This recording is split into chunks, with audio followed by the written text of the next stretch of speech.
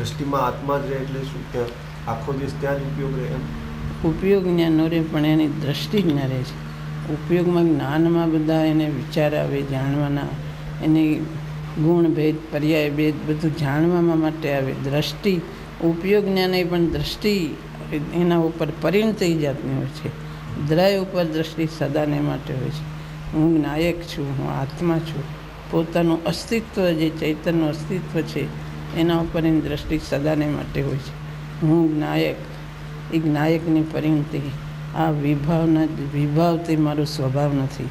ગુણભેદ પર્યાયભેદી વાસ્તવિક મારામાં નથી.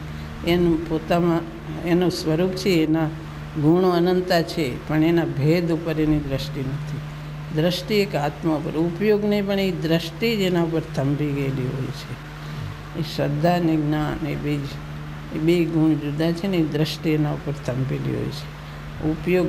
ઉપયોગમાં બધું આવે છે, જાણવામાં બધું આવે છે, પણ દ્રષ્ટિ એક નાયક ઉપર હોય છે.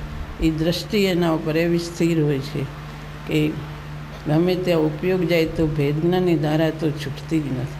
હું નાયક છું એમ વિકલ્પને પણ સહજ પરિણતિ જ હોય છે. જ્ઞાયકતા એને સદાને માટે જ્ઞાયકતાની પરિણતિ રહી છે. સ્વાનુભૂતિમાં હોય તોય પણ એ નાયકની જે નાયક ઉપર દ્રષ્ટિ છે એ છૂટતી નથી.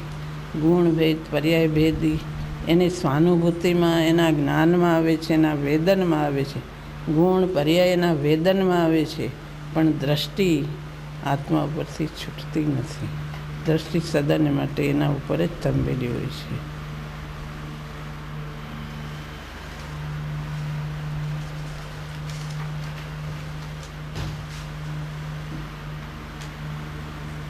એટલે દ્રષ્ટિમાં નિશ્ચયને મુખ્ય છે અને જાણવામાં નિશ્ચયને વ્યવહાર બે હોય છે. બંને હોય છે. દ્રષ્ટિમાં એક દ્રવ્ય જ મુખ્ય હોય છે ને જાણવામાં ગુણ પર્યાય દ્રવ્ય બધું. નિશ્ચય નહીં, વ્યવહાર નહીં. નિશ્ચયનું સ્વરૂપ, વ્યવહારનું સ્વરૂપ બધું જાણવામાં બધું હોય છે.